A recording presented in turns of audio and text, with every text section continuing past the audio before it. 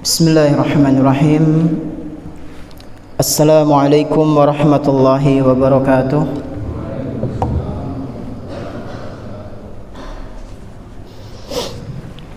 Alhamdulillahirabbil alamin, wassalatu wassalamu ala nabiyyina Muhammadin wa ala alihi wa ashabihi wa man tabi'ahum bi ihsanin ila yaumiddin. Asyhadu an la ilaha illallah wahdahu la syarika lah wa asyhadu anna Muhammadan abduhu wa rasuluhu la nabiyya ba'dah. Jamaah salat subuh yang semoga senantiasa dirahmati dan diberkahi oleh Allah Subhanahu wa taala. Insyaallah pada pagi yang berbahagia kali ini kita akan melanjutkan pembahasan serial tentang langkah-langkah meraih kebahagiaan. Dan ini adalah pertemuan yang kedua, di mana pada pertemuan pertama kemarin kita membahas muqaddimah, ya, pendahuluan dari pembahasan kitab Khutuwatun ilas Sa'adah, ya, langkah-langkah meraih kebahagiaan.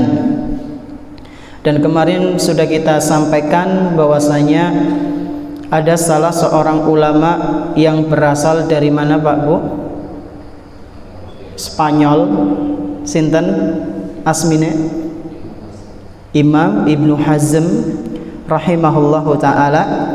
Beliau ya bisa dikatakan kalau zaman sekarang melakukan riset, ya, penelitian tentang keadaan manusia. Dan beliau simpulkan semua manusia yang hidup di muka bumi ini itu tujuannya satu, yaitu ingin menyingkirkan kegelisahan yang ada di dalam hatinya, alias pengen bisa gembira, bahagia, tenang, ayem dan tentrem, ya. Hidupnya kita semua pasti pengen seperti itu. Kemudian kata beliau rahimahullah, setelah beliau melakukan perenungan, ya, setelah beliau lebih dalam lagi untuk memikirkan hal tersebut, beliau mendapatkan manusia tujuannya pengen hidup tenang, pengen hidup bahagia, gembira. Akan tetapi ternyata banyak dari manusia yang menempuh jalan berbeda-beda. Kemarin ada berapa versi manusia? Ada 3, ya. Ada 3 versi manusia dalam menjemput kebahagiaan. Versi yang pertama, kata beliau rahimahullah, adalah mereka yang menempuh jalan yang nopo? Yang salah, ya.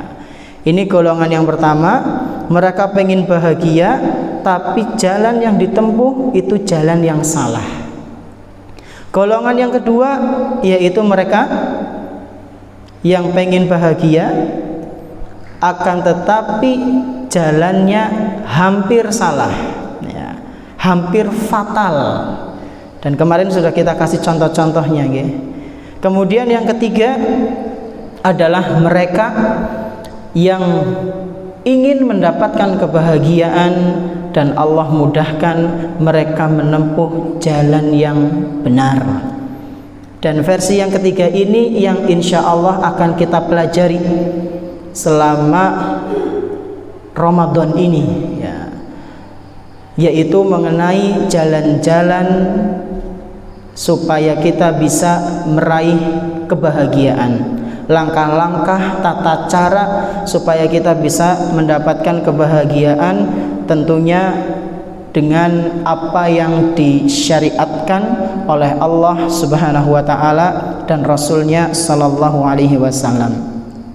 Nah, jamaah sekalian rahimani wa rahimakumullah, pada pagi hari ini kita memasuki pertemuan kedua, yaitu langkah pertama. Langkah pertama agar kita bisa mendapatkan kebahagiaan. Apa itu? Langkah yang pertama yaitu beriman, bertakwa, dan taat kepada Allah Subhanahu wa ta'ala. Langkah pertama apa Pak Bu supaya kita bisa dapat kebahagiaan? Beriman, bertakwa, dan taat kepada Allah Subhanahu wa ta'ala. Karena nggak mungkin Pak Bu seorang hamba pengen meraih kebahagiaan tanpa 3 hal ini. Nggak mungkin seseorang bisa mendapatkan ketenangan tanpa bertakwa, tanpa beriman, tanpa ketaatan kepada Allah dan Rasulnya Sallallahu Alaihi Wasallam. Nggak mungkin. Mungkin dia mendapatkan apa yang dia inginkan. Zohirnya dia senang, zohirnya dia gembira, akan tetapi hakikatnya hatinya itu gemerungsung. Panjenengan mendengar atau belum berita baru-baru ini? Salah satu manusia terkaya di muka bumi ini memberikan sebuah pengakuan. Udah dengar kabarnya? Bener? Elon Musk. Kenal mboten Pak Sujam? Kenal nggih? Elon Musk sing gadah napa nggih? Gadah warna-warna Pak Bu. Napa Tesla, mobil Tesla Pak. Ngertose kijang nggih. Ngene Pak warna kijang. Oh. Kenapa Pak RT ngertos Elon Musk? Dia itu manusia terkaya di muka bumi ini saat ini Pak Bu. Tapi panjenengan ngertos dia baru-baru ini mengungkapkan unek-uneknya. Apa unek-uneknya? Dia nggak merasa bahagia padahal duitnya triliunan. Ndole pira gue triliun? Udah kadang ndole telu bewi seneng ya. Dia wis umbubiran dole ya. Kosong-kosongnya itu banyak banget, ratusan triliun Pak Bu. Jenengan kalau dikasih semiliar ya, gue kurang seperti itu ya. Uangnya Elon Musk itu cuma kurang sedikit sekali, triliunan. Tapi apa kata dia? Dia merasa nggak bahagia. Dia merasa hidupnya itu sempit dan dia bingung kenapa. Dia bingung kenapa. Akhirnya dia pasang story. Ya, story itu ya curhatan di media sosial. Ya, dia pasang curhatan di media sosial. Dia nggak bahagia. Padahal bersamaan dengan itu dia uangnya sangat banyak sekali. Alhamdulillah. Kulo panjenengan duitnya orang ngasih triliunan nggih. Ya, MM-an beboten paling pinten.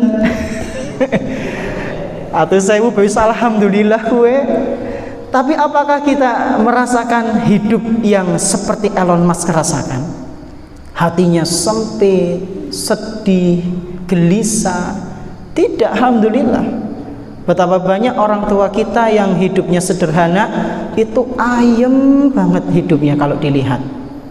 Sahur apa adanya, buka apa adanya, ya damai hidupnya Pak Bu. Padahal mereka ya bisa dikatakan sederhana ya kehidupannya, tapi dicukupkan oleh Allah Subhanahu wa ta'ala. Kenapa? Ya karena dia beriman, bertakwa, dan taat kepada Allah Subhanahu wa ta'ala. Lah Elon Musk dia tidak beriman kepada Allah, dia tidak bertakwa kepada Allah, dan tidak taat kepada Allah Subhanahu wa ta'ala. Nah, jemaah sekalian rahimani wa rahimakumullah, mungkin timbul pertanyaan, apa sih bedanya iman, takwa, dan taat? Ya. Bedanya kalau kita simpulkan ya, kita ringkaskan, iman itu yaitu sebuah dasar keyakinan Pak. Iman, dan ini nomor pertama nggih, iman, kemudian apa? Takwa, lalu taat. Urutannya kados niku. Pertama, iman. Apa itu iman? Yaitu dasarnya sebuah keyakinan, pondasi dan biasanya fokus dalam akidah. Itulah iman ya. Dan biasanya iman itu kaitannya dengan hal-hal yang gaib. Makanya rukun iman itu isinya ya hal-hal yang gaib ya. Iman kepada Allah, iman kepada kitab-kitab Allah ya. Al-Quran diturunkan dari Allah dan kita nggak tahu bagaimana turunnya, tapi kita harus beriman ya. Kemudian kepada Rasulnya kita nggak tahu pada saat ini ya. Kemudian kepada para malaikat, kepada hari akhir ya, kepada takdir, itu semua kita harus imani. Nah, ketika seseorang sudah beriman dengan 6 rukun tadi, maka levelnya naik jadi bertakwa. Apa itu takwa? Yaitu sikap hati menjaga diri dari hal-hal yang mencelakakan dia. Takwa niku napa? Benteng, Pak Bu. Sikap kita menjaga diri kita dari hal-hal yang bisa mencelakai kita, yang bisa merusak iman. Ini takwa. Adapun taat ini jenengan taat ini adalah napa? Bentuk realisasi dari iman dan takwa. Ketika iman seseorang dan ketakwaan seseorang sudah mencapai tingkat sempurna, maka ada ketaatan di situ.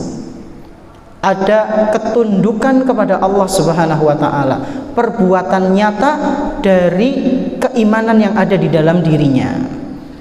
Dan ketiga hal ini, Pak Bu, Allah Subhanahu wa taala sebutkan di dalam Al-Qur'an surat Al-Ahzab. Surat apa? Al-Ahzab ayat 70 sampai 71. Di situ Allah Subhanahu wa taala berfirman, "Ya ayyuhalladzina amanu." Ini iman. Wahai orang-orang yang beriman, ittaqullaha, bertakwalah kepada Allah Subhanahu wa taala.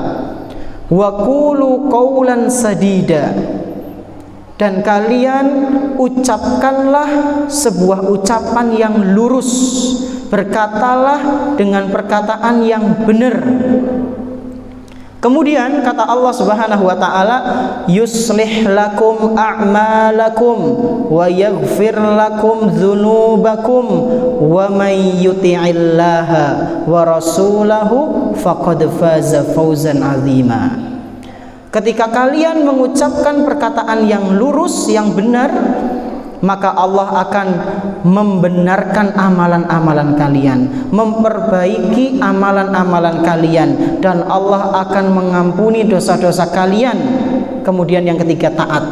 Wa may yuti'illaha wa rasulahu, barang siapa yang menaati Allah dan Rasulnya, faqad faza fawzan 'azima, maka sungguh dia akan mendapatkan kemenangan yang begitu besar. Kemenangan di mana? Di dunia dan akhirat. Ya. Ini menunjukkan tingkatan-tingkatan iman, takwa dan ketaatan. Ya. Nah, ikhwan jamaah sekalian rahimani wa rahimakumullah.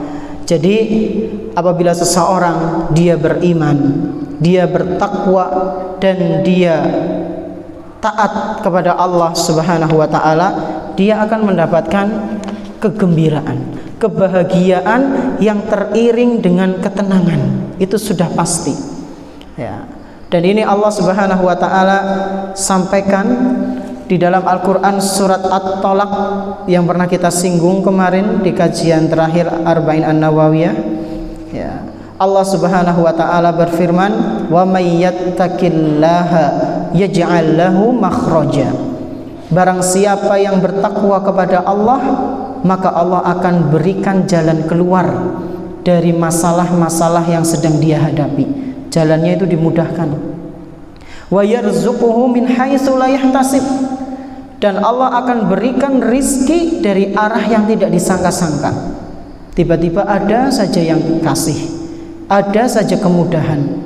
Kemudian kata Allah Subhanahu wa taala di surat At-Tolaq ayat keempat, Wa may yattaqillaha yaj'al lahu min amrihi yusra. Barang siapa yang bertakwa kepada Allah, maka Allah akan membuat mudah bagi dia urusan yang dia hadapi. Permasalahan-permasalahan hidup yang sedang dia hadapi itu akan dijadikan yusra. Apa itu yusra? Kemudahan, ya. Kemudahan dari Allah Subhanahu wa taala. Nah, jamaah sekalian rahimani wa rahimakumullah, inilah langkah yang pertama supaya kita bisa meraih kebahagiaan beserta dengan ketenangannya, yaitu nopo tadi? Beriman, bertakwa, dan taat kepada Allah Subhanahu wa ta'ala. Adapun langkah-langkah yang berikutnya insyaallah kita akan bahas di pertemuan yang akan datang biidznillahi ta'ala. Kita tutup majelis kita dengan doa kafaratul majelis. Subhanakallahumma wa bihamdik asyhadu an la ilaha illa anta astaghfiruka wa atubu ilaik. Wassallallahu ala nabiyyina Muhammadin wa ala alihi wa sahbihi ajma'in. Wassalamu alaikum warahmatullahi wabarakatuh.